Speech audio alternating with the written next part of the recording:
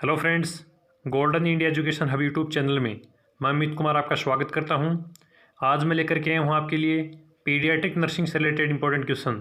अगर वीडियो अच्छा लगे तो वीडियो को शेयर भी करना और अभी तक चैनल को सब्सक्राइब नहीं किया है तो चैनल को भी सब्सक्राइब करना। तो चलिए शुरू करते हैं आज का क्वेश्चन सेशन। आज का अपना फर्स्ट क्वेश्चन है, total blood volume of new born at birth is, यानी कि न्यू बॉर्न का at birth total blood volume कितना होता है। इसका ऑप्शन ए है 100 ml पर केजी, बी ऑप्शन है 120 ml पर केजी, ऑप्शन सी है 80 ml पर केजी और डी ऑप्शन है 150 ml पर केजी। अगर दोस्तों इन क्वेश्चंस का आंसर आपको पहले से आता है तो साथ साथ में कमेंट बॉक्स में कमेंट भी करें। तो इस क्वेश्चन का करेक्ट आंसर होगा ऑप्शन सी 80 ml पर केजी।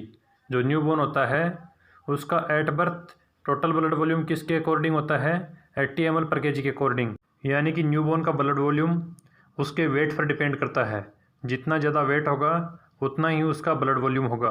नेक्स्ट इंपॉर्टेंट क्वेश्चन है, which of the following hormone help in skeletal maturation of foetus, यानी कि फिटस के स्केलेटल मैच्योरेशन में इन ऑप्शंस में से कौन सा हार्मोन हेल्प करता है।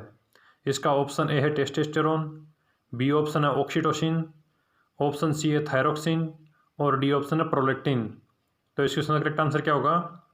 इस क्वेश्चन का करेक्ट आंसर होगा ऑप्शन सी थायरोक्सिन। जो थायरोक्सिन हार्मोन है वो फिटल लाइफ के दौरान फिटस के स्केलेटल मैच्योरेशन में हेल्प करता है। और थायरोक्सिन हार्मोन यानी कि T4 हार्मोन का सिक्रीशन 12 वीक ऑफ जेस्टेशन पे स्टार्ट होता है। इंट्रायूट्राइन लाइफ में ग्रोथ हार्मोन का कोई रोल नहीं रहता। अगर क्वेश्चन पूछ लिया जाए कि जो फिटस है उसकी टिश्यू ग्रोथ कौन सा हार्मोन करता है, तो आपका आंसर होगा इंसुलिन और इंसुलिन ग्रोथ फैक्टर फर्स्ट। यानी कि जो इंसुलिन और इंसुलिन ग्रोथ फैक्टर फर्स्ट है वो बेबी के टिश्यू को ग्रोथ करने में हेल्प प्रोवाइड करते हैं। और इंट्रायूट्राइन लाइफ में ग्रोथ हार्मोन का कोई रोल नहीं होता है। ये क्वेश्चन भी एग्जाम में बन सकता है।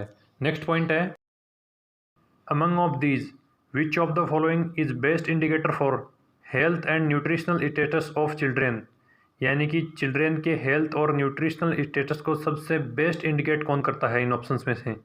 इसका ऑप्शन ए है हेड सर्कम्फेरेंस, बी ऑप्शन है चेस्ट सर्कम्फेरेंस, ऑप्शन सी है हाइट और डी ऑप्शन है वेट। तो इस क्वेश्चन का करेक्ट आंसर क्या होगा। इस क्वेश्चन का करेक्ट आंसर होगा ऑप्शन डी वेट। वेट सबसे बेस्ट इंडिकेटर होता है चिल्ड्रेन के न्यूट्रिशनल स्टेटस को इंडिकेट करने के लिए। नेक्स्ट क्वेश्चन है, the vision is fully mature at the age of, यानी कि विजन किस एज पे मेच्योर हो जाता है। इसका ऑप्शन ए है 6 to 7 ईयर्स, बी ऑप्शन है एट बर्थ, ऑप्शन सी है 6 मंथ्स और डी ऑप्शन है 9 मंथ्स। तो इस क्वेश्चन का करेक्ट आंसर क्या होगा।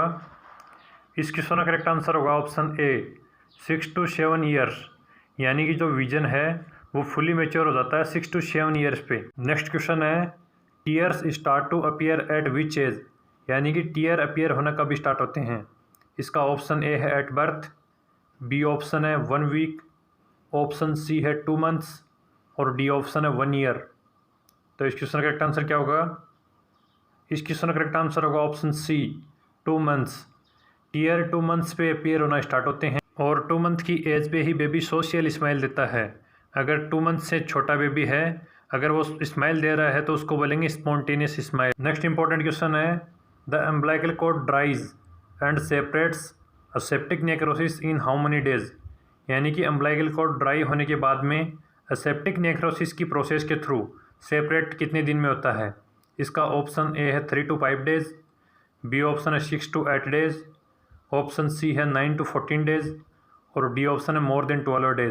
इस क्वेश्चन का राइट आंसर क्या होगा। इस क्वेश्चन का ऑप्शंस के अकॉर्डिंग राइट आंसर होगा ऑप्शन बी 5 to 8 डेज। जो अम्बिलिकल कॉर्ड है वो 5th डे पे ड्राई हो जाती है और उसका फॉल डाउन स्टार्ट हो जाता है 7th डे पे, और फॉल डाउन की प्रोसेस रहती है एसेप्टिक नेक्रोसिस या फिर एसेप्टिक गैंग्रीनिस प्रोसेस के थ्रू।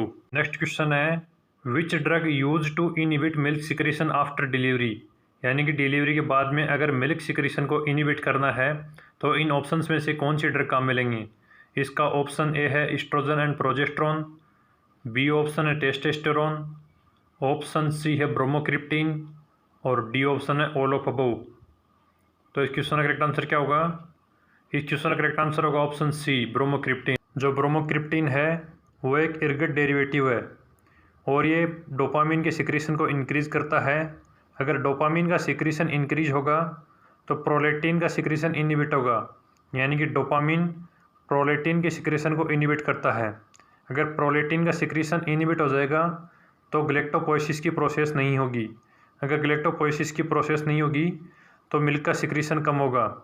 इसलिए जो ब्रोमोक्रिप्टिन है वो यूज़ में लिया जाता है अगर किसी कंडीशन के कारण डिलीवरी के बाद में मिल्क को स्टॉप करना है तो। फ्रेंड्स, अब हम डिस्कस करने वाले हैं पीडियाट्रिक से रिलेटेड कुछ गोल्डन पॉइंट्स के बारे में, जिससे एग्जाम में सीधा क्वेश्चन बनता है। तो अपना फर्स्ट गोल्डन पॉइंट है, casein is a principal protein mainly found in cow milk. Principle of human milk is lactalbumin, lactglobulin and lactferrin. यानी कि काउ मिल्क का सबसे प्रिंसिपल प्रोटीन होता है कैसीन, यानी कि सबसे ज़्यादा कैसीन प्रोटीन काउ मिल्क में पाया जाता है। बट अगर ह्यूमन मिल्क की बात की जाए तो ह्यूमन मिल्क में सबसे ज़्यादा लैक्टैल्बुमिन, लैक्टग्लोबुलिन और लैक्टफेरिन प्रोटीन पाया जाता है। नेक्स्ट पॉइंट है, daily calcium requirement of lactating mother is 1500 mg, pregnant woman 1000 to 1500 mg, non lactating और नॉन प्रेग्नेंट वुमेन 500 mg। यानी कि इस पॉइंट में हमें कैल्शियम रिक्वायरमेंट के बारे में बताया गया है।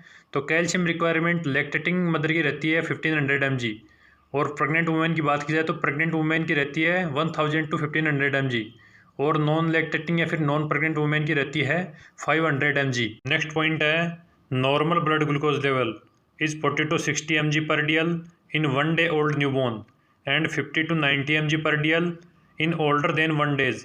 यानी कि अगर न्यूबॉर्न के ब्लड ग्लूकोज लेवल की बात की जाए तो न्यूबॉर्न का first day blood glucose level रहता है 40 to 60 mg पर dl, और फर्स्ट डे के बाद में ब्लड ग्लूकोज लेवल रहता है 50 to 90 mg पर dl। नेक्स्ट इंपॉर्टेंट पॉइंट को हम क्वेश्चन की हेल्प से समझते हैं।